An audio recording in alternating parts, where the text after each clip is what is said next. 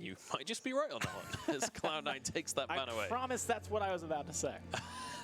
Just really lean into it, right? TSM getting rid of the Catherine, no surprise here. The most consistent B-side ban, but with Rhyme off the table, there are few picks left up for grabs. Kroll definitely strong in this meta. Joseph played Kroll quite a lot in previous years. Not something he's picked up too often recently, but definitely something they need to consider if TSM is going to pick it up, whether they take it or not. We're going with the old school Vox here.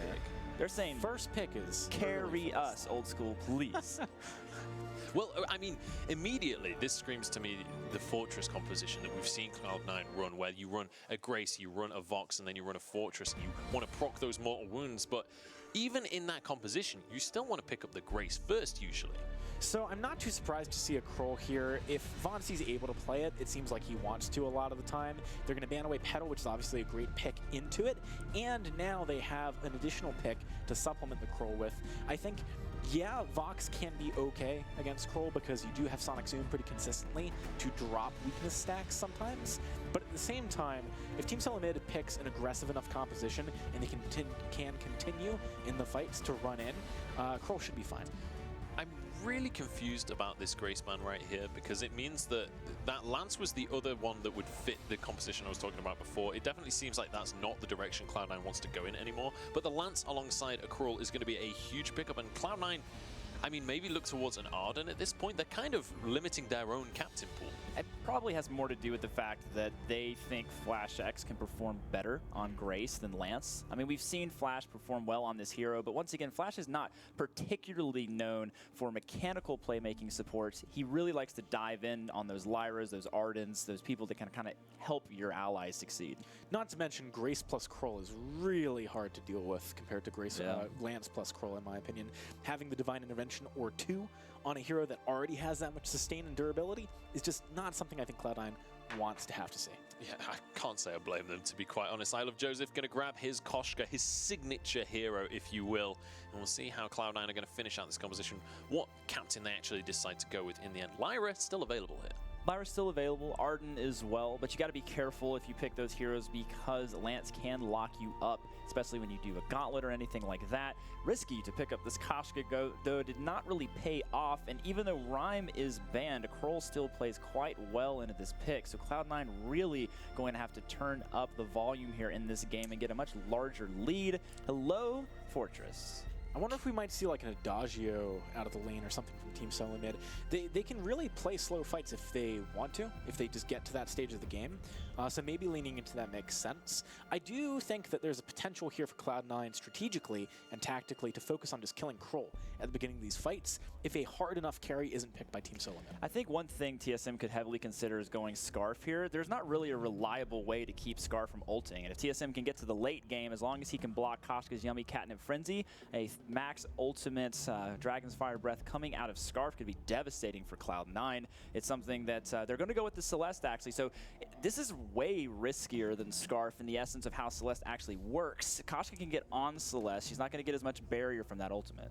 She certainly is not. Well, that is our draft done and dusted. It's time to jump on into our game between Team SoloMid versus Cloud9.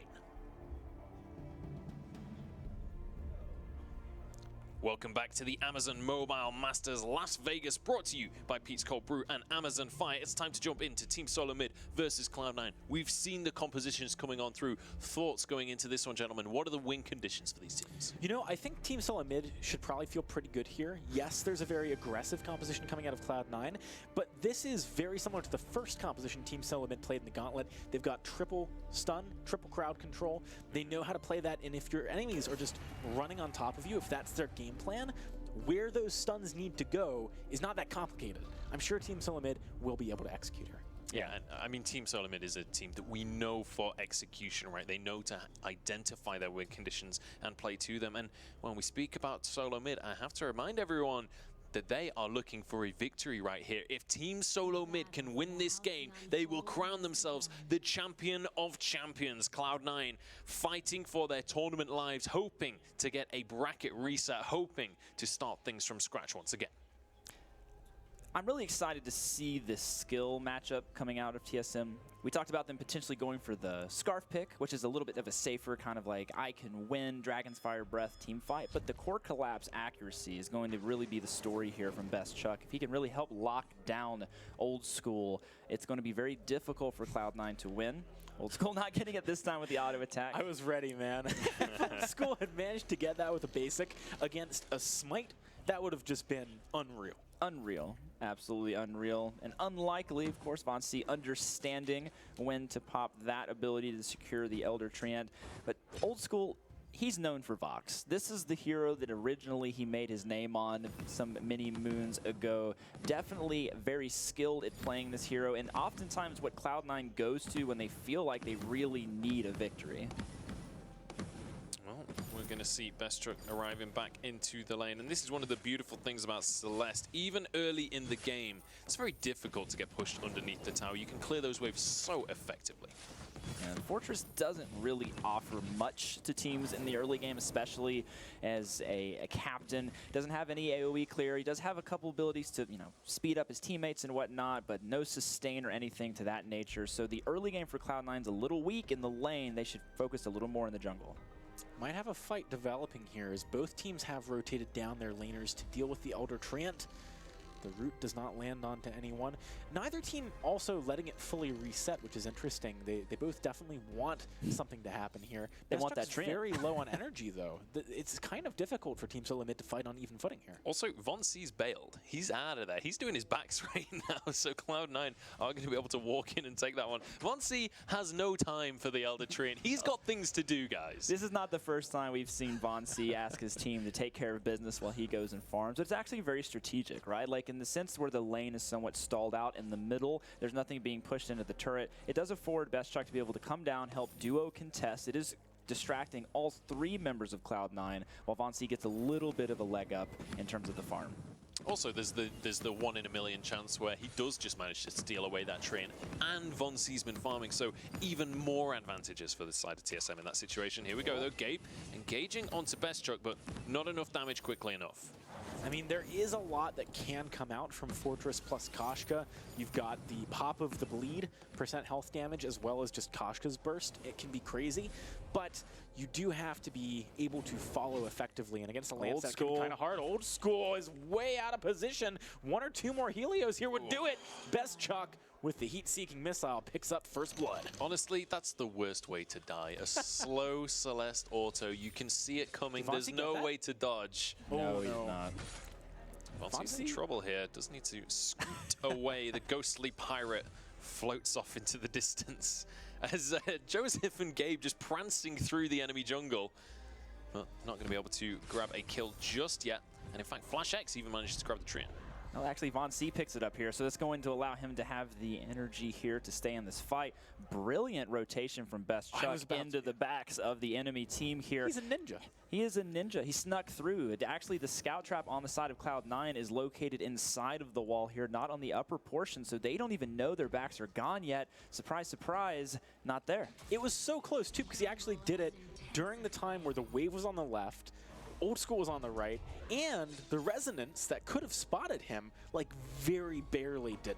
Really, really nice stuff from Best Chuck. And that is the kind of advantage that can really, begin to snowball a game. That's not insignificant at all. That's like 500 gold. I mean, you're being super proactive, too, because obviously you want Flash X and you want Vainglory to hopefully be able to defend their jungle. But instead of going back and contesting maybe a 50-50 or a team fight, he just goes for the sure thing.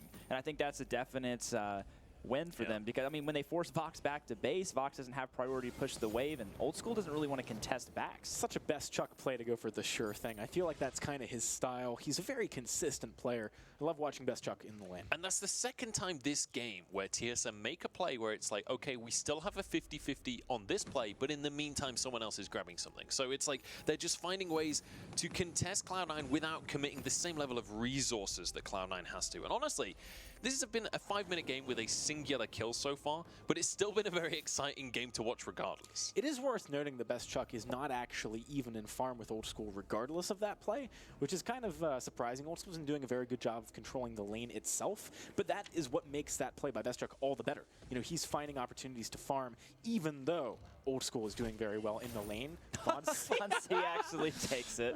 Old School, I can do what you do better. Against 3 as well. Against 3 people, just strolls in and grabs that hit. Yeah, something to also take note is that the actual CS is calculated by the gold you gain from the minion kills. So while the gold you get in lane is higher, the experience you get in jungle is higher. So you might trade a little bit of a farm differential between Chuck here and Old School, but likely a much higher amount of experience as well.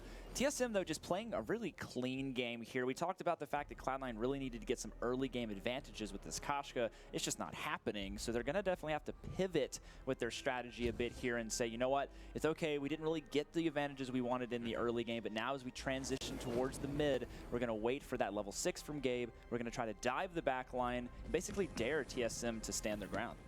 All right, and if you're TSM, then how do you fight against that dive? Where do you want to be positioning? Where do you need that fight to happen? Ideally, you're in a choke point because you've got a Lance. It's very easy for him to land good Githian walls that way.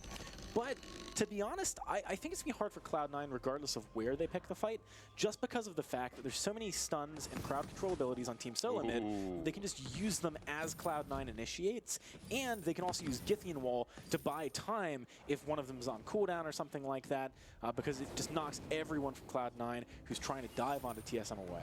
So, oftentimes, when you throw your Hell's Heart, you want it to hit, right? Like, you want it to stun. There's a world where if Old School had not blocked that because of the rotation from Joseph coming out, that a TSM dive to follow up on that Hell's Heart could have actually been devastating for them. They didn't have vision on Joseph, and he was walking up to lane with a healing treant on him too. So kind of an interesting moment there. Perhaps Old School blocking that actually would have given them an opportunity. But, of course, once again, TSM, it's Vainglory. He doesn't care. He's going to throw the sword under the turret and dare you not to block it anyway. So I like the play style, but Cloud9 definitely needs to watch out in that top brush. Vainglory loves it up there. Goldmine attempt started here by Cloud9. Team SoloMid knows it's going on. They want to respond. Here comes a fight, potentially. Attack and Pack gets popped. Vainglory, he's so low right away, and he does not find the kill onto Joseph. TSM on the back foot immediately. They might try and steal away the gold miner. Low energy on members of Cloud9 as well, but here comes the another initiation. Flash X, Githian wall to stop Chuck from taking too much pressure. The gold mine did not reset either, so Cloud9 should be able to pick this one up. 400 gold collected for Cloud9. Yeah, smart move there from Flash X not to contest. If he goes in with the Impale and misses or doesn't get the last hit, ideally Cloud9 will be able to take him down, especially with the speed up there. Truth of the Tooth from the Fortress. Unfortunate, though, Vainglory going a little early from Hell's Heart was actually only a couple of seconds away from cooldown, so if he would have survived a bit longer, he would have been able to make the play, but not wise to fight on top of the Wolves. TSM, you guys know this. Like, at this point of the game, you don't really have the defenses in place to really go up against Attack of the Pack, so once it comes out, you should probably peel out until you kill those little minions there. Honestly, also, just the shutdown that this team has with Isle of Joseph's ultimate and Old School's ultimate is actually very effective against a Krull if he's low, because he can't get that smite, and that means no heal later on in the fight, no burst heal at least, and that can be enough to finish off a Krull during those kind of skirmishes. Yes, indeed. We'll have to actually see also if Gabe prioritizes an Atlas. I mean, Vainglory isn't going for anything currently, like a breaking point that really stacks up, so they may not find a ton of value in stopping his attack speed, but Vainglory's got to be careful here, caught out on the side on his own. Yeah, he does have the sentry to back him up a little bit, though.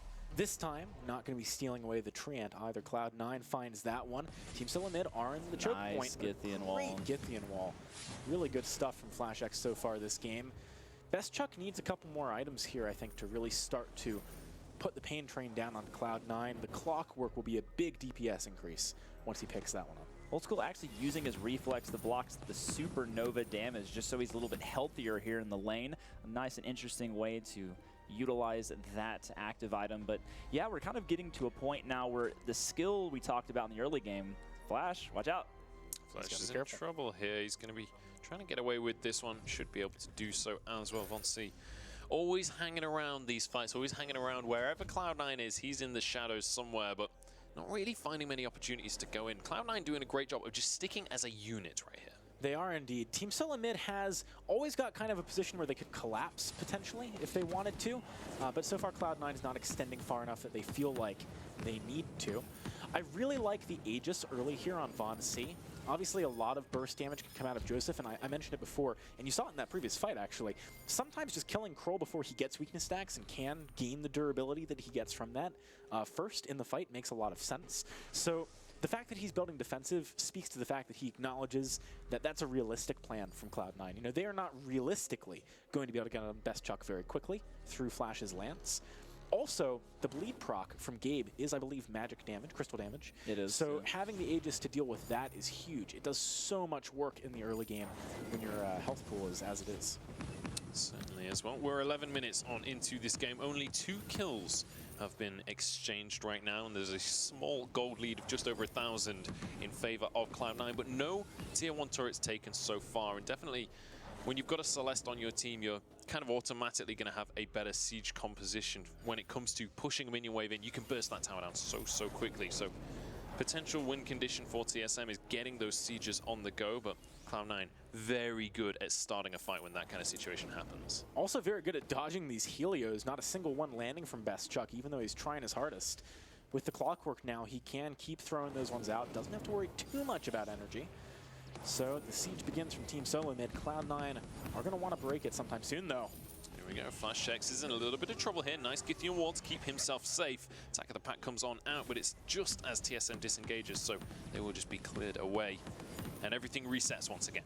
They have to be careful a little bit here, though, for TSM. If they end up in a situation like that again and Githyan knocks the team out, well, found Joseph. Joseph is rooted. Von C stacking up the weakness. Smite comes through, but it's not enough to take a kill. And now, actually, Von C's on his own against 3 of them. Fountain comes on through, along with his flask. He keeps himself alive. Joseph is on 1 HP, but he walks away just about, and it's going to be old school rooted up by FlashX. There's a Githyan wall. This should be a kill. He could turn it around. Can't quite finish off Von C, though, and TSM just narrowly win the fight. Nice hold on the Githyan wall there from FlashX as well, kind of predicting that Old School would use that reflex, that Aegis, to try to block out that stun. Held on to it, knocked him up against the wall, was able to really do some damage there. But the point I was making earlier, and obviously TSM kind of answered it before I could finish it, was they can't afford to knock people out of core collapse, right? They need to make sure they synergize these abilities together. Their impales, their from Hell's Heart, their stuns, they need to all land. Otherwise, Cloud9 will be free to wreak havoc on the backline.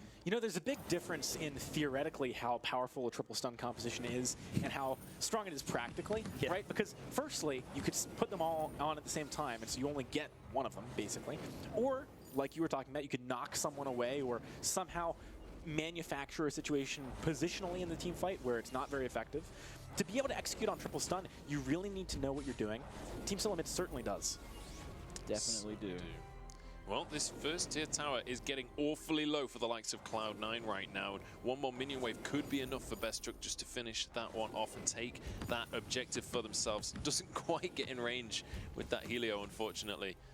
Very so close. He's so tentative about going for that one, and I think rightly so. You know, he's hit level 8 now. He does have the range on this Celeste, but he knows that if he oversteps just a smidgen, he will be punished by Cloud9. Yeah, I mean, Best Chuck can't die. Like, he is their siege tool. He is most of their damage. Like, at this point, Von C is mostly just another frontline member doing some damage, reducing the damage of the enemy team. Of course, FlashX protecting him there, but they really want to get this turret. Arguably, Cloud9 doing a great job with this type of composition of holding off the siege. They don't have the greatest wave clear in terms of making sure they can keep it pushed, but they do a good job of clearing it out underneath their own turret. We're going to have another shot perhaps here from TSM. No, they're not going to push this time, just going to go back and buy. At this rate, Best Chuck will actually run out of energy somehow. So Team SoloMid does have to be careful. 30 seconds until Kraken. Cloud9 trying to be efficient here, take down that gold mine right before it spawns. I don't think TSM can safely contest this unless that was to land, which doesn't quite do. Oh, not going to happen, FlashX. Valiant effort. Yeah, valiant effort, but not quite panning out. Yeah. We do have Kraken coming up very soon, though, so it's good that both of these teams went stocked up at the shop. Cloud9 currently with advantage on the jungle shop, which does give them flare advantage if TSM doesn't rotate down there.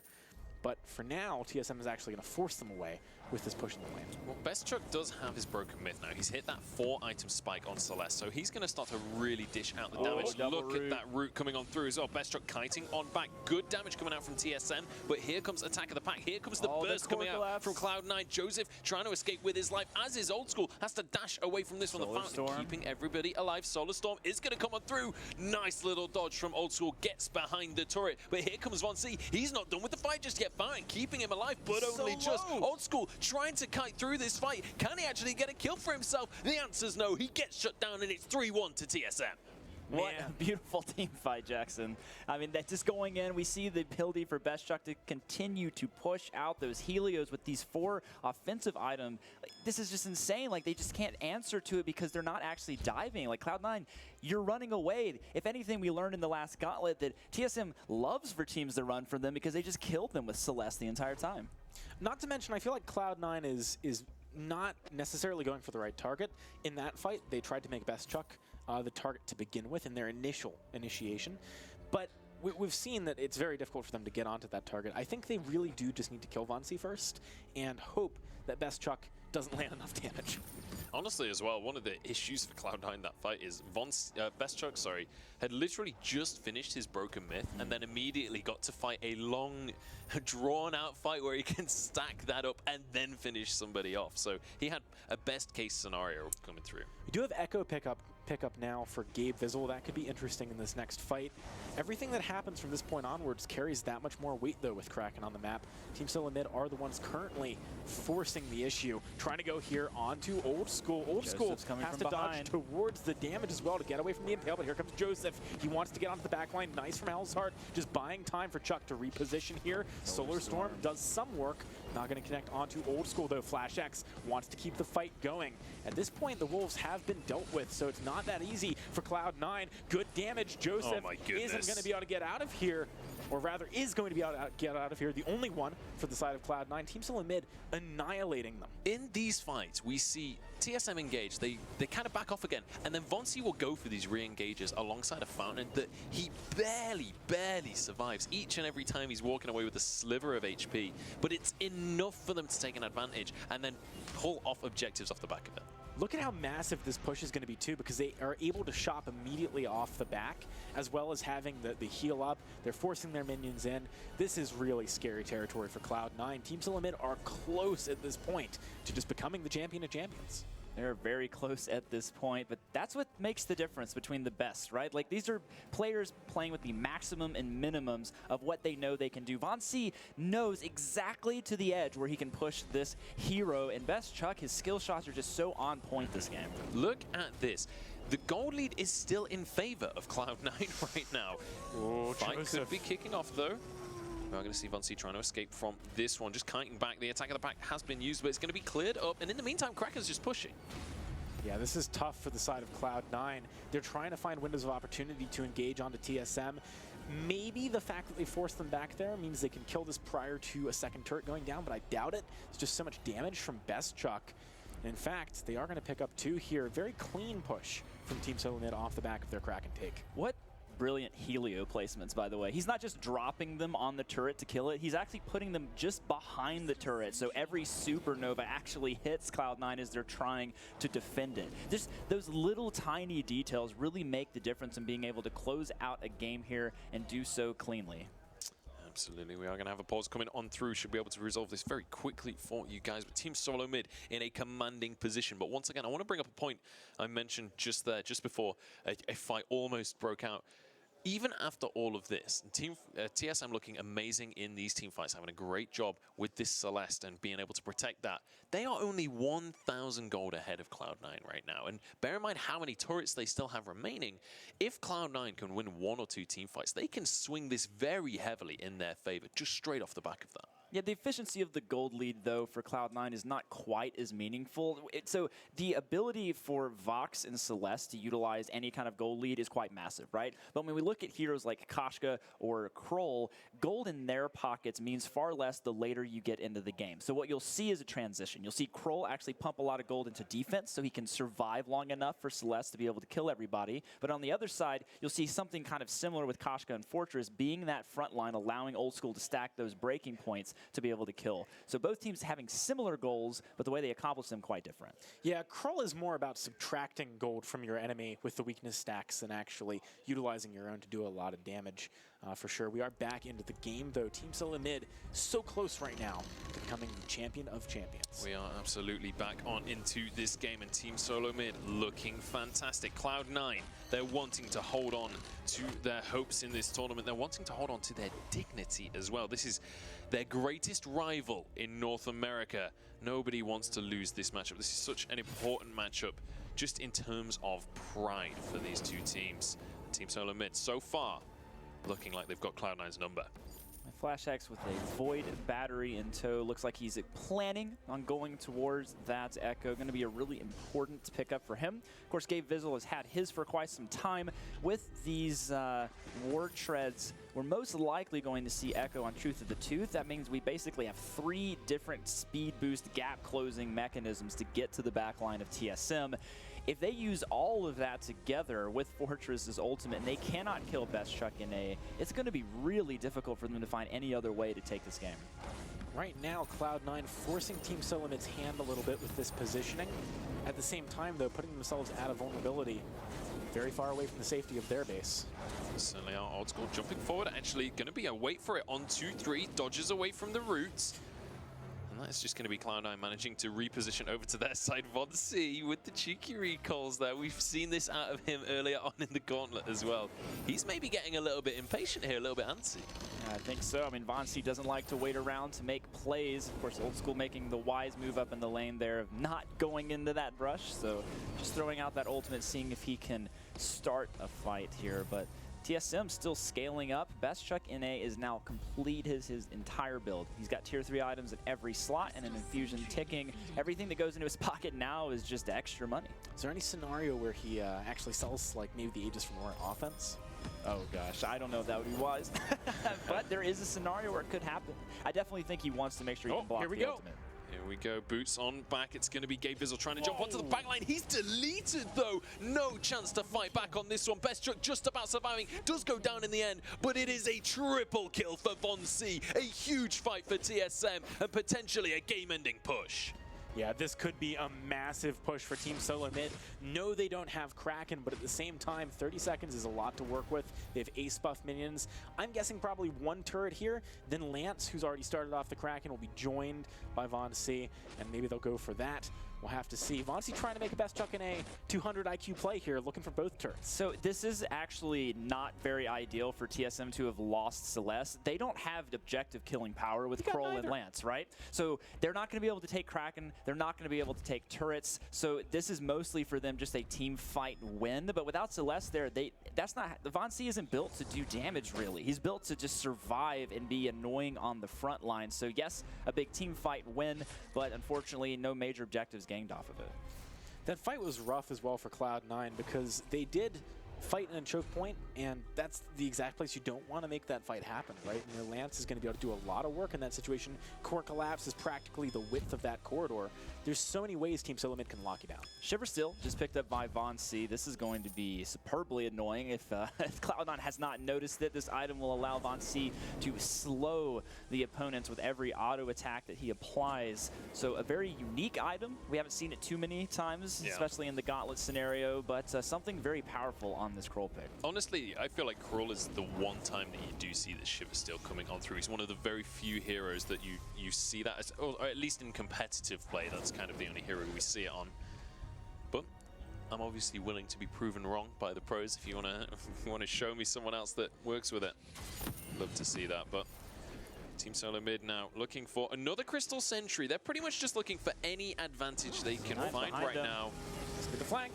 You see Team SoloMid, they got to back up here. Best Chuck is taking a decent amount of damage. He nearly goes down. He does, in fact, trade for Joseph. Old School, sorry, is going to be the one to go down. Joseph doesn't have a ton of damage with weakness stacks. This is a fight TSM likely can win. They got to keep the pressure on. That's going to be the route onto Gabe Vizzle. Vainglory wants him. He's moving in. Nice Great get the in. wall. Oh, the Echo does well. get the end. That is huge. If it wasn't for a smart split up right at the last second there by Cloud9, Joseph probably going down as well. Team SoloMid pick up another huge fight. This time, can they get the Kraken, though? There is a reason FlashX is such a storied and respected player, and plays like that are exactly that reason. Superb echo coming out from FlashX, nets them the fight, nets them another kill, and potentially nets them the Kraken. This is a very slow Kraken capture, though. Joseph could possibly go out and contest this if he was feeling like it. At the moment, trying to probably figure out, work with this team strategically, how can I do this? How far is Kraken going to be down? Bestchuck obviously on his way out. No boot active for Von C, though, so he doesn't have a way to stick to anyone too well without Flash actually going on them. But as we saw, Echo is available for Flash. They do have a lot of lockdown. Yeah, with Bestchuck now reinforcing, the damage is definitely there for TSM to take the Kraken down safely. Cloud9, this is their final opportunity to defend. Now, I want to quickly talk about these team fights just before this final one is likely going to happen, because Cloud9 seem to have figured out how the TSM composition works. Even though they haven't won these fights, they've started to get onto Bestchuck. They've started to blow him up before the fight really happens properly. Is that enough for them to take this fight? Can they pull themselves back in? It's tough. I mean, Von C with weakness stacks is very rarely going to lose a 2 versus 2 against Joseph and Gabe. So at the same time, I think really they need Old School to live. You know, it's just got to happen, as tough as that is to make happen. Without it, they just don't have the damage. Yeah, they don't have the damage. Gabe is going to echo his ultimate there so they can make sure to have it back in time. Cloud9 using it again, going for the engage. Guys chucking A. Fight. This time it's going to be Von C on the focus right now, but it's actually Joseph on the back line managing to grab himself a kill. It's going to be a root coming on down, and it's a 1-for-1 trade, but look at Von C's health bar. This could be huge for Cloud9 if they can just finish off the kill, but he's surviving narrowly with his life, trying to get away, but there is no escape from the jaws of Gabe Vizzle. FlashX trying to walk away, but there's a Kraken pushing in the base. All he has to do is buy time. FlashX trying to kite around, trying to jump over walls, and he will be able to echo his roll. Beautiful. He even gets a route to block Gabe from recalling. Wow. We need to see the Kraken right now. It's going to be Isle of Joseph trying to finish things off. Gabe Vizzle chasing down FlashX. This is such a ridiculous fight. I don't know if they can stop this. I think they can. Joseph won't quite have enough of a hard time taking down the Kraken.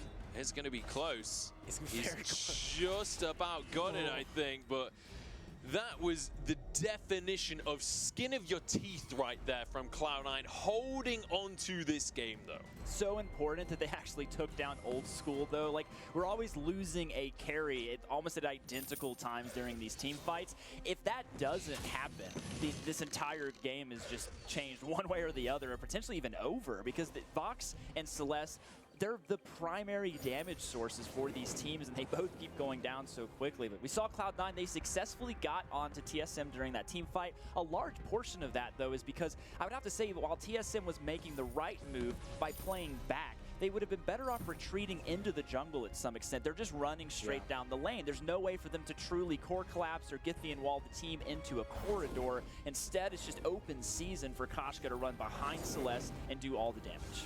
When we take a look at the scoreboard right now, you can see what TSM's strategy is just by the scoreboard alone. Old School is 2-7 right now. He's not having a fun time this game because every single fight, TSM just dive straight onto him and try and force that kill. And it's kind of a race of who can kill the enemy carry first, but we've got to remember, there are no turrets remaining for Cloud9 right now, so the conversation of a backdoor has to be opened up once again. The benefit, though, is that because the only person who can really go over the back wall is Lance, at least they just can keep vision out during their choke point. Yeah, that is a good point. Lance certainly not a hero that's going to take that down by himself. Here comes the initiation, though. Joseph on the back line trying to find Chuck yet again. Chuck is able to get a lot of distance here. Solar Storm through the entire team. He finds the first kill. Joseph to go down. Old School still alive, though. Weakness stacks are really messing with his ability to fight, and he is going to fall. Cloud9 do not get aced, but Team SoloMid have 2 members up. I think that's game. Crystal. I think that is game. It's going to be Von C charging this one in. It's just Gabe Vizzle left. Like, the only option he has at this point is to sell something by Atlas. You're going to have to stop the attack speed. Nope, he's going to get something different than Atlas. Poison Shiv. I mean, and he's going to celebrate the victory, I think, with TSM full here. 30 seconds on the death timers right here for Cloud9. There's no way that Gabe Vizzle can stop it. He knows it. He knows what's going on right now, and Von C will be able to finish the job with his smite. This is going to be the game going to Team SoloMid, and this is going to be the champion.